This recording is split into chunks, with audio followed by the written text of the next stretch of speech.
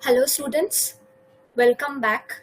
This is our second class of Principles and Practices of Management. And today we will cover the management theories part. But before we start, if you are new to this channel or if this is your first class with me, if you are looking for better study material, proper mentorship, and complete guidance, you can download the Giant Sir Classes app from the Play Store. This will be the interface over here. This will be the, So this will be the interface over here. And you can download this app from Google Play Store. On the app, you can check out our BCom CCF course that is newly launched, the same one which we are covering over here. And there is also a coupon available. You can just go through it like the app. So don't miss this opportunity, and you can apply this coupon at the time of your purchase and you can avail a huge discount. So take advantage of it and study better with us. And since this is our class 2, so it's my request to you all, just go through the class 1 that we did in the previous day. So before starting this management theories, you will not be able to understand it if you did not attend the first class. Now, today we will start with the management theories that are given by several scientists. Now, why do we study management like this? We study management like this because of some theories that came into existence. Now, what are the certain theories? There are classical theories, neoclassical theories, and modern theories. The classical theories is the oldest. Then comes the neoclassical theories and then the modern theories. Now, before diving into this management theories, in the previous class, I just let you know that we have covered the definition of management, the features of management, the importances of management, functions of management, levels of management, and the managerial skills. So it is also a very important class, and you get questions from that part also. So do attend that class. And today, so we are covering the classical theories. This part we will cover today, the classical theories. And in the next two class, we will see the neoclassical theories and then the modern theories. Now, classical theories deals with treating workers like machines. According to the classical theories, that is in the oldest time, people used to think that if you pay higher wages to the workers, they will work good. The productivity of the workers will increase. And at that point of time, they did not think that the workers need social and psychological factors too. So the workers to be treated as humans and they have social and psychological needs, this was stated in the neoclassical theory, which was given by Elton Mayo and Mary Parker Follett. Then in the modern theories, we see that our business environment is dynamic. It is flexible. It is changing with the taste and preferences of the people. So to survive in this kind of business environment, we need proper strategies, proper innovations, technologies, and healthy competitions. So this was stated in the modern theories, which consider these factors to survive in the competition market. Now, classical theories were basically given by Frederick Taylor and Henry Fayol. They think that only wages can increase the productivity of workers. They are like machines. If you give them higher wages, they will work good. So today, in today's class, we will cover the classical theories only.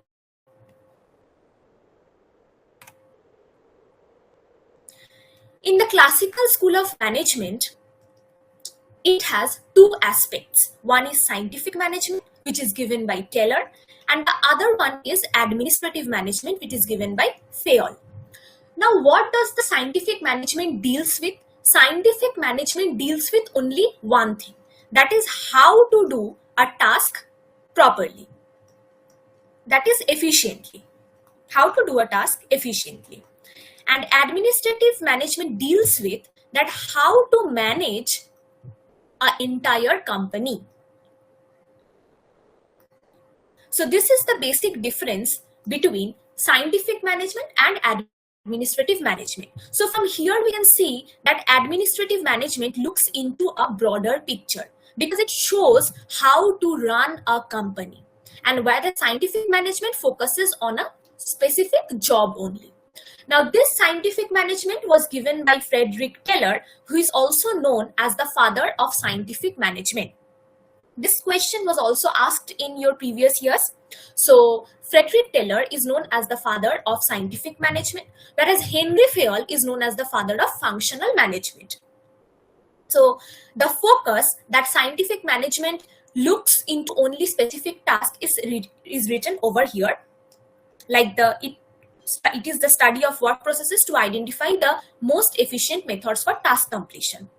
Whereas the focus of administrative management is applicable to all types of organization, since it shows certain principles that you can apply to all the types of organization. As the administrative management looks into a broader picture, there are 14 principles under this. And as scientific management is focused only to specific tasks, there are 5 principles which are given by Taylor and 14 principles which are given by Fayol. So now slowly we will study these total 19 principles today. So Taylor's principle of scientific management. Now Taylor's principle of scientific management, we have discussed that it is task oriented. Task oriented means you have to perform the job efficiently, and you have to choose the best possible way in which you can perform the task efficiently. So the first scientific principle that is given by Taylor is science, not rule of thumb. He states that management is science and it is not a rule of thumb. So what is a rule of thumb? Rule of thumb means when you are performing any job on the basis of guesswork or personal judgment. So management is not something which you should do on the basis of guesswork or personal judgment. Why? Because it might result in biases. There are very high chances that it will result in biases. So management should not be based on these two. Management should be based on proper studies, proper observations, proper experiments, and that's what is suggested in science. So as per Taylor's first principle, management should be treated as science and not a rule of thumb, because it should not be treated as a guesswork. Then comes the second principle. The second principle is harmony, not discord. Now, for management, a team is very necessary, because it is not possible for one single person to manage things properly. This we have learned in the previous class. So Taylor suggests that there should not exist any discord in a company. What does discord means? Discord means conflict, lack of cooperation, and disagreement. So this kind of things should not exist in a team, because for a company, it is important to achieve the goals. And for achieving the goals, there should be proper coordination between its workers. And for that, harmony is required. And there should be no discord. So this is the second principle given by Taylor. The third principle shows cooperation, not individualism. It is like the second principle only, because since management is not possible by a single person, that's why it is said that not individualism. There should be no individualism, because for attaining good management, to survive in the competition market, you need cooperation. There should be a team that should support each other. So management should be based on cooperation and not individualism. This is the third principle given by Taylor. Then comes development of each person to their greatest efficiency and prosperity. Now, every person working in a company has different level of their ability. Now, the company should utilize their potential at the full. Their efficiency should not be restricted. How much they want to produce, the company should focus on achieving it to the maximum. So that's why the development of each person to be at their greatest efficiency. Why? Because a person is working, suppose if a person is working for 2 hours in a company, and if he is paid higher wages, he will work more. So that's what development is. Now, scientific management treats, and this means the classical theories treats management where the workers are treated as machines, that whenever you provide higher wages, they will give you higher productivity. So here development means giving the employees proper wages. Whenever you increase the wages, productivity increases. That's what greatest efficiency here means. And lastly, maximum output and not restricted output. Whenever you are providing proper wages to the employees, they will work good, and whenever they are working good, it will result in maximum output for the company. But if a company is not paying the workers good enough, then they will not produce enough also good. So that's why it will result in restricted output. And management should focus in maximum output and not in restricted output. So here all the 5 principles are related to each other. And one more thing I want to tell you, that if you find any problem in understanding any of the topics in English, because in general my classes will be in English only. So if you face any problem in understanding anything, feel free to write in the chat box that you want me to explain the topic in Hindi or in Bengali. I can do both for you. Just feel free to communicate. So in general, it will be in English only, but if you want anything to be explained in other languages, Hindi or Bengali, so you can write it over there. Okay, so here all the 5 principles of Taylor are related to each other. Science, not rule of thumb, that is, the management should be based on proper studies. Harmony, not discord, that means in between team members there should exist cooperation, proper communication, mutual respect, etc. Then there should be cooperation between the employees. They will work together, and employees should be provided with proper wages so that their development is done to their greatest efficiency. And whenever they are developed in their greatest efficiency, they will provide maximum output. So here are the 5 principles that are given by Taylor. Now we will see the 14 principles that are given by Henry Fayol. The 14 principles that are given by Henry Fayol, the first principle is division of work. Now, in a company, there is huge amount of work. So for managers, it will be much faster and better if they divide the huge amount of work into small tasks. And how they will divide it into small tasks? As per the specialization of the employees. If an employee is specialized in sales, he should be given the selling duties. If someone is better at running machines, he should be given the responsibility of production. So that's how the work should be divided into tasks. So that is what division of work is. And the main significance of division of work is that it makes the work faster and easy to achieve. Now, in the previous class, we have seen that there exist 3 levels of management. That is the top level management. We have seen the top level management, the mid level management, and the lower level management. So the top level management sets plans. Why? To achieve the goals of the company. Then they communicate these plans to the middle level managers. And the middle level managers make sure that the work is done completely in a proper way. So here the authority part depends on the top level managers, because they make the plans, they set the strategies, and it is the responsibility of the middle level and the lower level managers that they complete the work on time and they contribute to the organizational goals of the company. Then comes the discipline. Now, different companies have different set of rules and regulations. If the employees of a company are following these rules and regulations properly, then there will be a peaceful environment. There will be no chaos, because same rules for same person.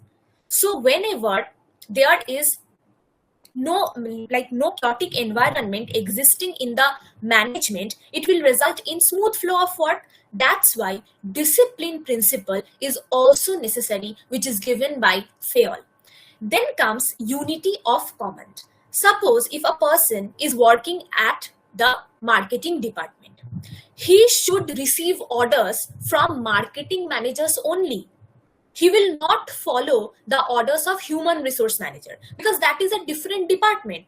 So unity of command means one employee at a time should receive orders from one boss only, because if an employee is receiving orders from multiple bosses, there are chances that it will lead to confusion, and the workflow will get harder, right? So it will not be possible for the employees to complete the work on time. So for completing the works on time and to reduce confusion among themselves, there should exist one boss above one employee. So every employee should maintain that they are receiving orders from one boss only. Then comes unity of direction.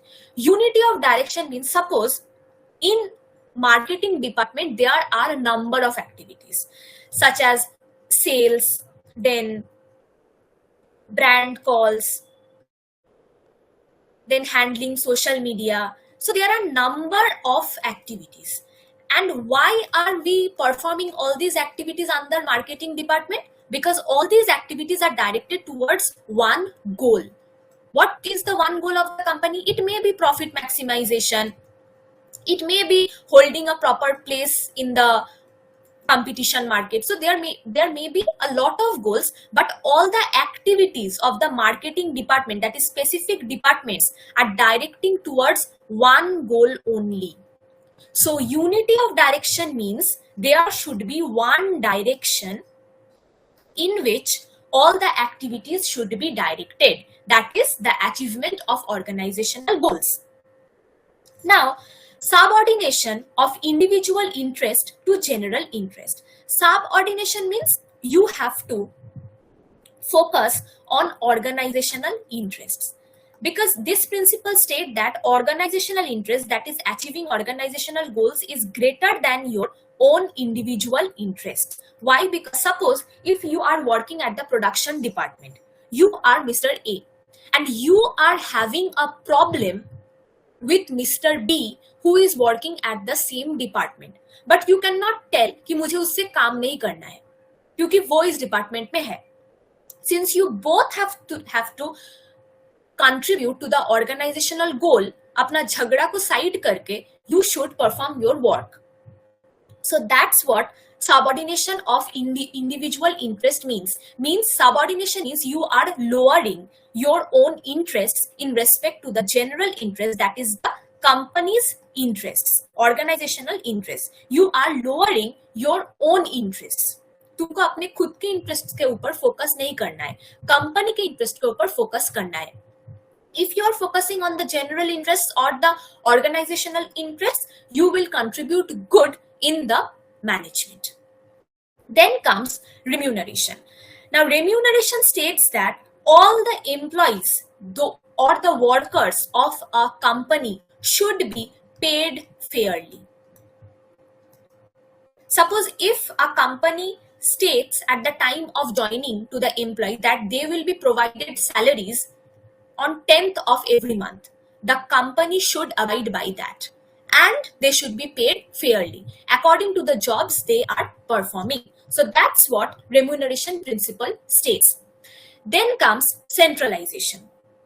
Centralization means there should be a central power here in companies, mainly the top level managers, who decides what the company should do and how the company should perform its jobs. For example, in your semester end exams, like for all the colleges, when you will sit for your BCom semester 1 exams, you will see that all the colleges will have same question paper, which is set by the Calcutta University.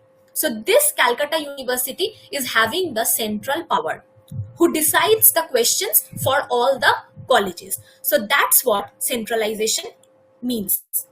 Similarly, all the companies also are having a central power that decides what to do, what not to do. Now, in the previous class, we have studied the levels of management. So there we have seen that the top level managers sets plans and they communicates the plans to mid-level manager, and then the middle-level managers ensures that the work is completed on time by the lower level managers. So the top level managers gives information to the middle level manager because he is having authority, which we have seen in principle number 2, that is authority and responsibility. And it is the responsible of these two, mid-level and lower-level managers, to complete the works on time, right? But the flow of information from the top-level management to the lower-level management, the information is flowing downwards, right? So this flow of information is termed as scalar chain. That the information is flowing from the top level to the mid level and then the lower level. That is scalar chain. That a hierarchy is being followed in the company. So you can keep a word in your mind under scalar chain, that it means hierarchy.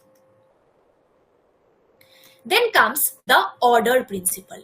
Order principle means that the resources of the company, basically the physical resources of the company, should be at the right place at the right time. क्योंकि जो काम पहले करना है उसको, जो काम पहले होना चाहिए उसको पहले ही करना है, जो काम बाद में होना चाहिए उसको बाद में करना है.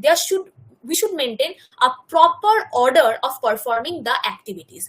और proper order कैसे होगा? जब physical resources of the company are arranged at the respective places where they are needed. What are the physical resources of the company? For example, the machineries or the tools, the people, that is the human resources of the company, the raw materials, all these should be placed at proper departments so that the work is conducted properly. That's what the order principle states, which is given by Fayol.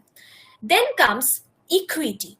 The equity principle, which is given by Fayol, states that all the employees working in a company are equal. There should exist no favoritism. काम कर रहा है, कोई अच्छा काम कर रहा है, मतलब उसको ज्यादा इंसेंटिव मिलेगा. और अगर सबको ही मिलकर अच्छा काम कर रहा है तो सबको मिलेगा. So that there should be equality maintained in an organization. So there should be no biases. That's what the equity principle states. Then comes the stability of tenure of personnel. Now, if in a company the employees are not given proper job security, or they are not given proper salaries or proper facilities, then there are chances that employee turnover will increase. वो छोड़ के चला जाएगा. So the company have to make sure that employee turnover gets reduced. How? Because we have to provide them stability. How can we provide them stability? By giving them job security. Tenure means the time for which they are working. So वो time for which they are working उसको stable करना है. कैसे stable करेंगे? Turnover को reduce करके. Turnover को कैसे रिड्यूस करेंगे? जॉब सिक्योरिटी प्रोवाइड करके. And that should be done by the management itself. So it is also an important principle of management which is given by Fayol, that the stability of tenure of personnel. That is, the turnover of the employees should be reduced by giving them job security. Then comes initiative. Initiative means, suppose normally the top level managers are making decisions, making plans, and they are communicating those to the lower levels. But sometimes the lower level managers should also take the initiative to make decisions or suggest something to the top level managers. उन लोगों को एक chance देना चाहिए ताकि वो लोग भी अपना डिसीजंस बता सके, अपना कुछ सजेशंस दे सके ताकि कंपनी बेटर कर सके. So that's what the initiative principles of the management states. Then comes Esprit de Corps. Esprit de Corps is basically a French phrase which means spirit of the body. It is a French phrase. Now, spirit of the body means, suppose in a company, it is working as a team. Now, if a team is working, उसमें chances है कि there may occur disagreement, conflict, etc.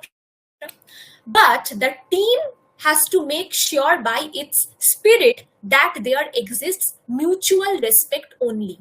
Because if there exists mutual respect, proper coordination, that is the harmony that we studied in the Taylor's principles. So there should exist proper harmony. And how that exists? It is the spirit of the team only. It is the spirit of the team that pulls the members of the team together. That's what Esprit de Corps is. It is basically suggests that there should exist a team which should have proper mutual agreement and they should work together, so that if they work together, they will contribute better in achieving the goals of the company. So these were the Fayol's 14 principles of management. So let's summarize it. The first principle states that the huge amount of work should be divided into tasks, small tasks to the employees with specialization of those tasks, so that the work gets faster and better. Authority and responsibility states that the top level managers makes plans and it communicates to the middle level and lower level manager, and it is the responsibility of the middle level manager to complete those tasks and report to the top level managers. Then comes discipline. All the employees should follow the rules and regulations of the company to reduce chaos. Then unity of command. The employees present in the company should receive order from one boss only to avoid confusion. Then unity of direction. All the works or the activities of a company should be directed towards one goal only.